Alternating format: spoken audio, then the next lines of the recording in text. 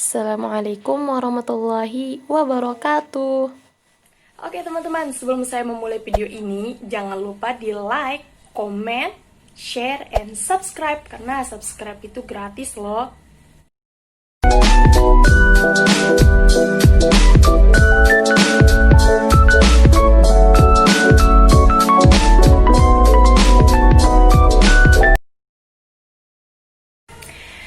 Oke, bismillahirrahmanirrahim. Assalamualaikum warahmatullahi wabarakatuh.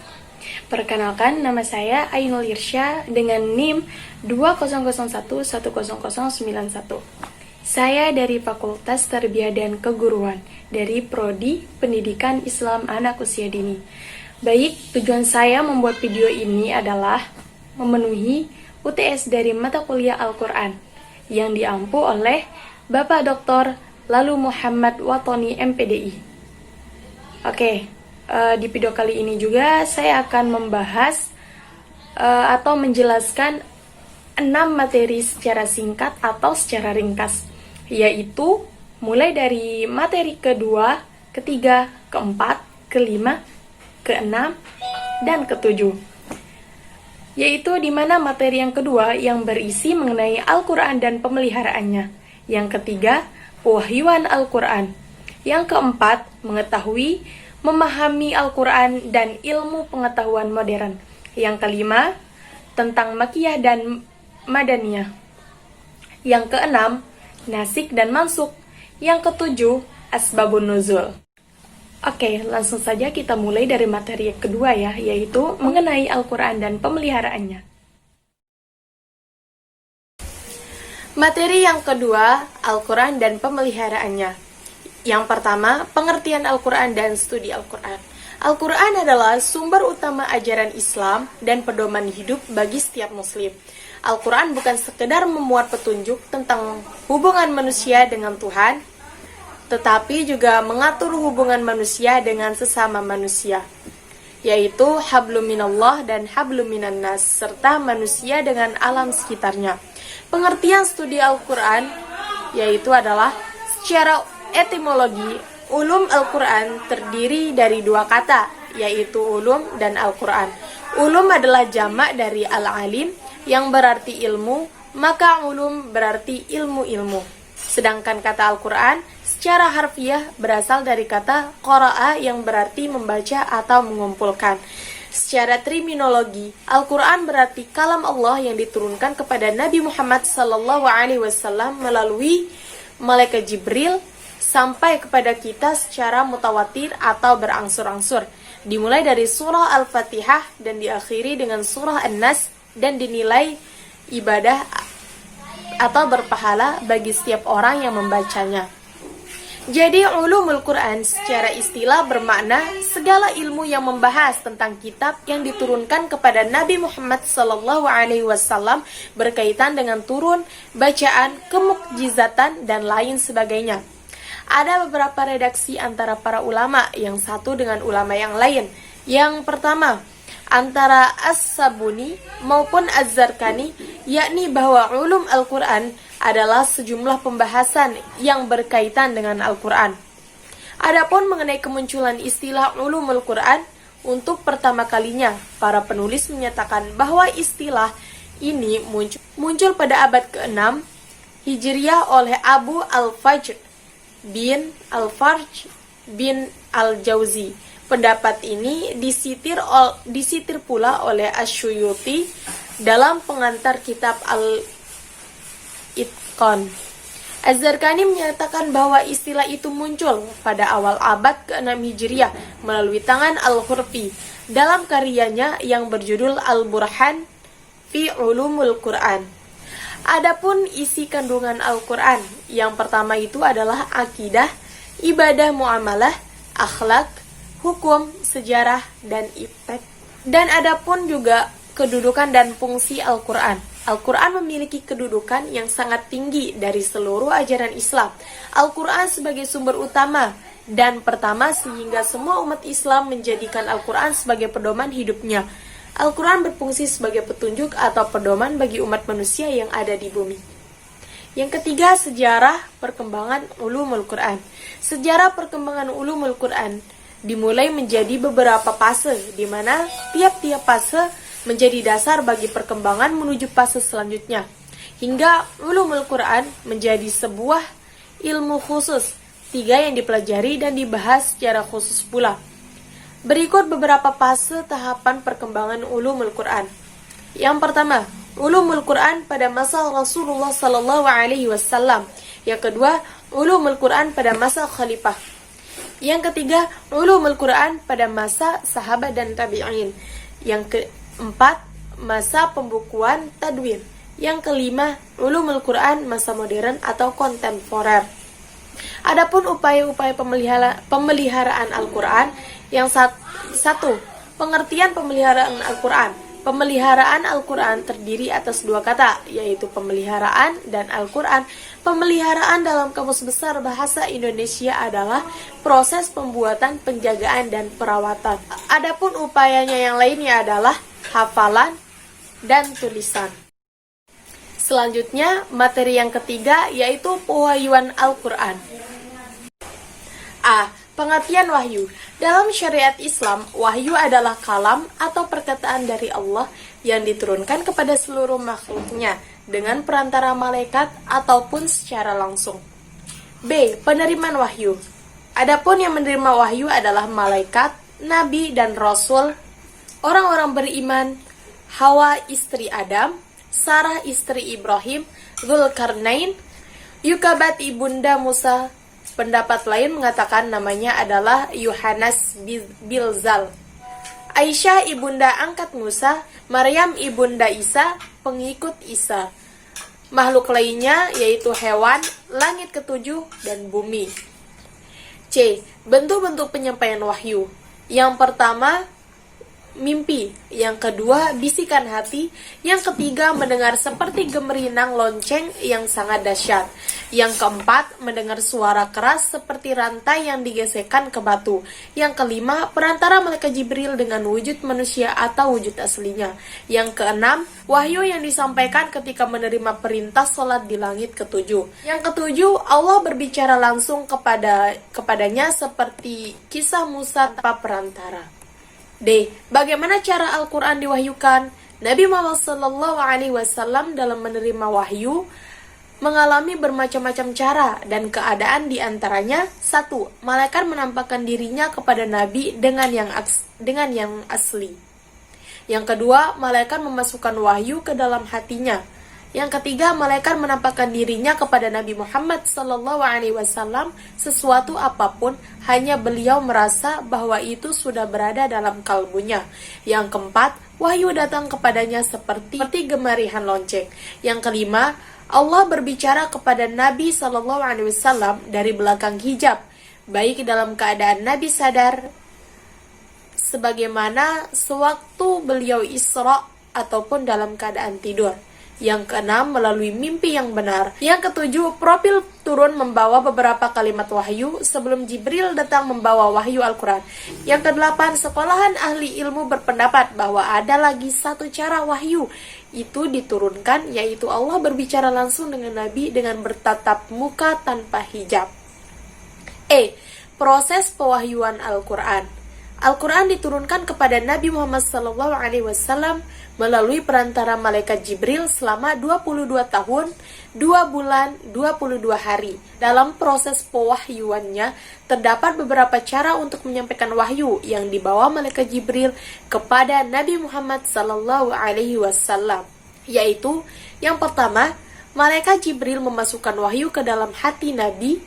Yang kedua, malaikat menampakkan dirinya kepada Nabi menjadi seorang laki-laki yang mengucapkan kata-kata kepadanya sehingga Nabi mengetahui dan dapat menghafal kata-kata itu.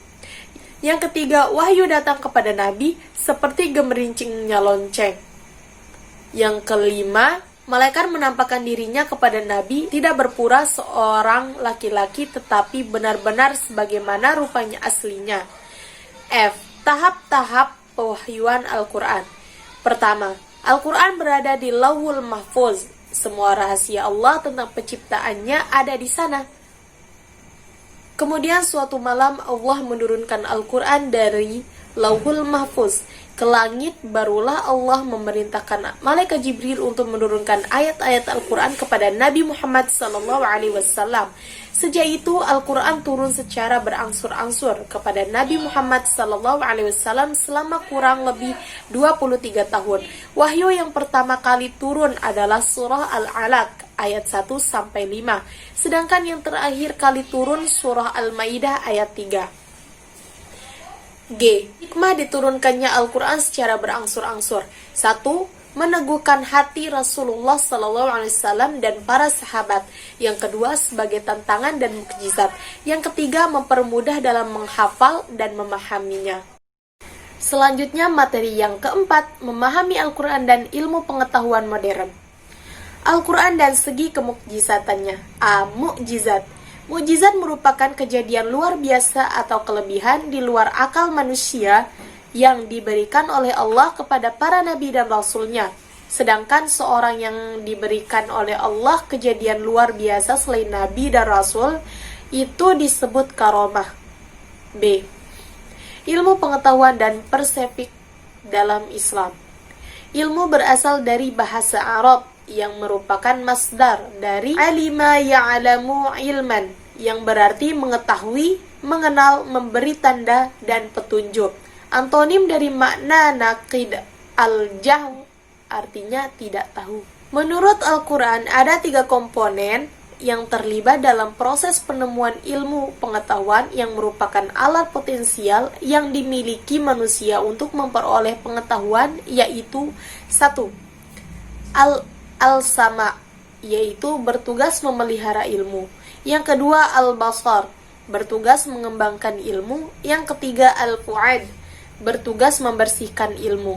Berdasarkan metode perolehan ilmu, maka ia dibedakan menjadi 3, yaitu yang pertama, ilmu kasbi, pengetahuan yang diperoleh manusia dari luar dirinya melalui usaha yang disengajanya. Yang kedua, ilmu wahabi, pengetahuan yang diperoleh manusia sebagai pemberian Tuhan tanpa usaha yang disengaja. Yang ketiga, ilmu syuru'i, pengetahuan manusia berdasarkan potensi jiwa untuk memahami keadaan dirinya. C. Bukti kandungan teori ilmu pengetahuan modern dalam Al-Quran. Turunnya ayat Al-Quran yang pertama menunjukkan betapa besar perhatian Islam terhadap ilmu pengetahuan, sekaligus perintah untuk menuntutnya. Salah satu hal yang menakjubkan Al-Quran adalah isinya yang sesuai dengan ilmu pengetahuan modern. Sains dan ilmu pengetahuan merupakan salah satu isi pokok kandungan Al-Quran. Materi selanjutnya yaitu materi kelima tentang Makkiyah dan Madaniyah. Pengertian Al-Makkiyah dan Madaniyah. 1. Teori geografis. Menurut teori ini, pengertian Al-Makkiyah adalah ayat yang diturunkan di kota Makkah sesudah maupun sebelum Rasulullah SAW hijrah.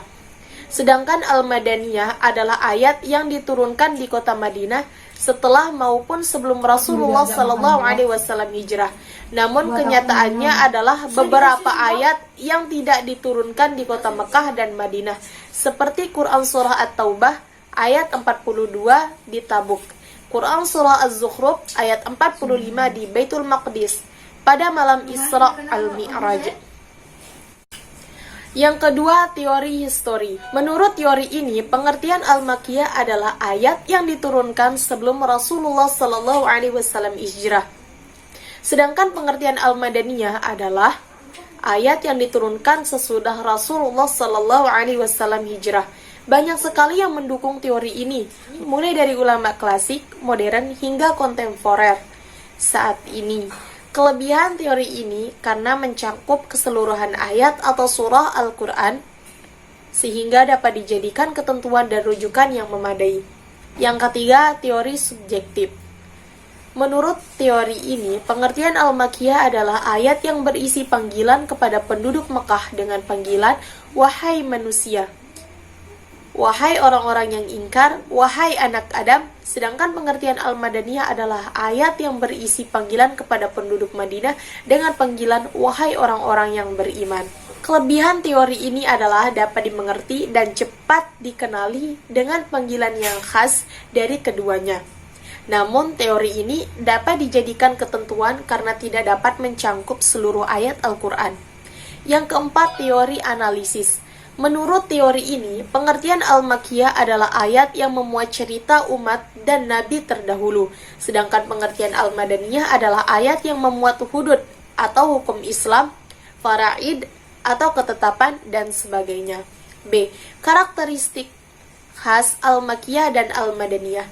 Ciri-ciri Al-Makkiyah mengandung ayat sajadah, terdapat lafaz kalla, terdapat seruan ayyuhan nas, dan tidak terdapat ya ayyuhalladzina amanu kecuali dalam Quran surah Al-Hajj ayat 77, Al-Baqarah ayat 21, Al-Baqarah ayat 168, dan An-Nisa ayat 33.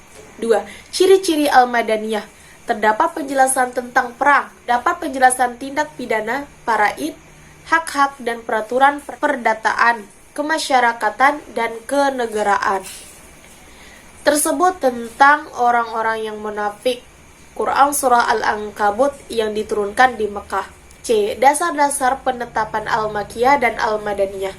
Dalam Al-Burhan fi Ulum diuraikan ada dua cara mengenali ayat dan surah yang tergolong Al-Makkiyah dan Al-Madaniyah, yaitu yang pertama, Sima'i, pengetahuan ayat yang diperoleh berdasarkan riwayat. Yang kedua, Qiyasi, pengetahuan ayat berdasarkan kriterianya yang menonjol melalui ciri kitabnya, kandungannya, redaksi, dan uslubnya, dan sebagainya. Ada dua pijakan yang dijadikan acuan menurut cara Qiyasi, yakni As-Suyuti Al-Itqan di Ulum Al-Quran. Yang pertama, dasar Al-Ghalabiyah. Al-Makkiyah adalah surah yang mayoritasnya Makkiyah, sedangkan Al-Madaniyah adalah surah yang mayoritasnya Madaniyah. Yang kedua, dasar Tabi'iyah. Al-Makkiyah adalah surah yang didahului dengan ayat-ayat yang turun di Mekah sebelum hijrah, sedangkan Al-Madaniyah adalah surah yang didahului dengan ayat-ayat yang diturun di Madinah sudah hijrah. D. Klarifikasi ayat atau surah dalam Al-Quran yang tergolong Makkiyah dan Madaniyah. Jumlah surah di dalam Al-Quran 114, 20 surah Madaniyah, Al-Fatihah, Al-An'am, Al-A'raf, Yunus, Ibrahim, Al-Hijr, An-Nahl, Al-Isra, Al-Kahfi, Maryam, Toha, Al-Anbiya, Al-Mu'min, Al-Furqan, Asy-Syu'ara, An-Naml, Al-Qasa, Al-Ankabut, dan lain-lain. 82 surah Makkiyah, Al-Baqarah, Al-Imran, An-Nisa, Al-Ma'idah, Al-Anfal, At-Taubah, Ar-Ra'd, Al-Hajj, An-Nur, Al-Ahzab, Al-Fat, Al-Hujurat, Al-Hadid, Al-Mujadilah, Al-Hashr, dan lain-lain. Dan 12 surah pertentangkan Al-Qadr, Az-Zalzalah, Al-Ikhlas, Al-Falaq, An-Nas, dan lain-lain. D. Kegunaan studi Al-Makkiyah dan Al-Madaniyah dalam penafsiran Al-Quran. Ilmu ini sangat penting untuk diketahui sebagai landasan dalam memahami asbabun nuzul dan nasik mansuk. Selanjutnya, materi yang keenam tentang nas dan mansuk. A. Pengertian nas dan mansuk. Secara etimologi, nas berarti pembatalan, penghapusan, pengubahan, pemindahan sesuatu yang membatalkan. Menghapus dan memindahkan disebut nas. Sedangkan yang dibatalkan, dihapus, dan dipindahkan disebut mansuk. Secara terminologi, terdapat perbedaan pandangan di kalangan ulama. Para mutaqaddim memperluas arti nas mencangkup pembatalan hukum yang ditetapkan terdahulu oleh hukum yang ditetapkan kemudian. B. Problematika nasik dan mansuk.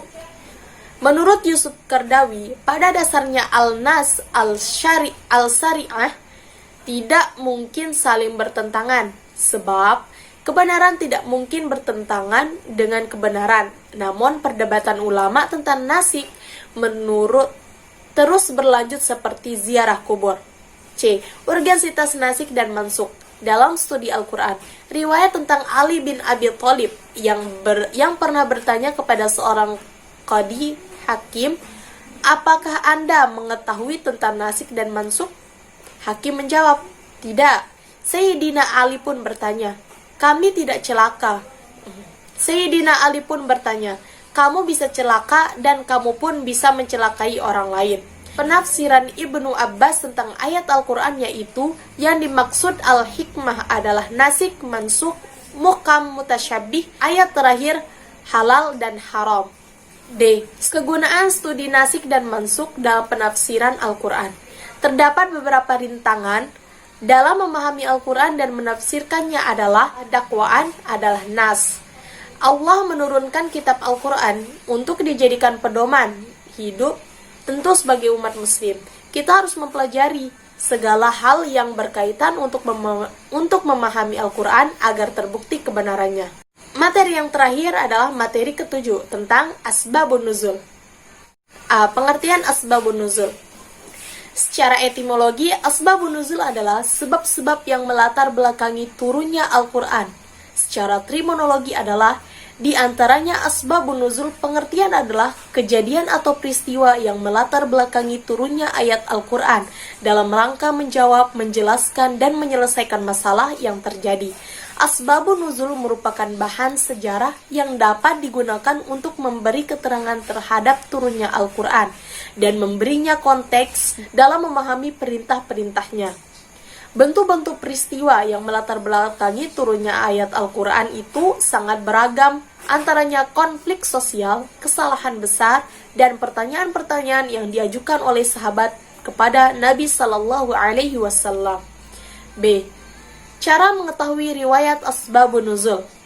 Cara mengetahuinya berdasarkan periwayatan yang benar dari orang-orang yang mendengar dan melihat langsung tentang turunnya ayat Al-Quran.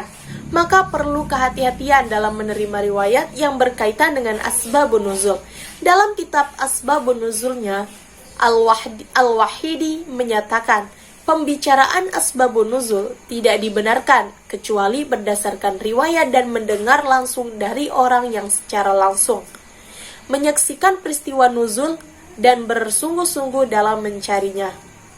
Para ulama salaf sangat keras dan ketat dalam menerima berbagai riwayat yang berkaitan dengan asbabun nuzul yang dititik beratkan pada seleksi pribadi para rawi, sumber riwayat, dan redaksi berita. C. Redaksi dan makna ungkapan asbabun nuzul. 1. Sarih atau jelas. Asbabun nuzulnya sudah jelas dengan indikasi menggunakan lafaz sebab turunnya ayat ini adalah telah terjadi maka turunlah ayat. Rasulullah Shallallahu Alaihi Wasallam pernah ditanya tentang maka turunlah ayat. Yang kedua, mutamilah atau belum pasti. Asbabun nuzulnya masih terdapat keraguan, dapat berupa ungkapan ayat ini diturunkan berkenaan dengan. Saya kira ayat ini diturunkan berkenaan dengan. Fungsi asbabun nuzul. Yang pertama, dapat mengetahui makna di balik syariatkannya suatu hukum. Yang kedua, membantu mufasir dalam menggali makna tersirat dari ayat-ayat Al-Quran, terutama yang bersifat mujmal dan mutasyabihat. Yang ketiga, mempertegas peran Al-Quran sebagai rujukan dan acuan manusia dalam membentuk kebudayaan di sekitarnya. Yang keempat, menegaskan kandungan atau ajaran Al-Quran tidak akan usang ditelan zaman. Yang kelima, mempermudah menghafal dan memahami pola turunnya ayat Al-Quran. Sekian video dari saya, kurang dan lebihnya saya mohon maaf. Wallahu muwaffiq ila aqwamit thoriq. Wassalamualaikum warahmatullahi wabarakatuh.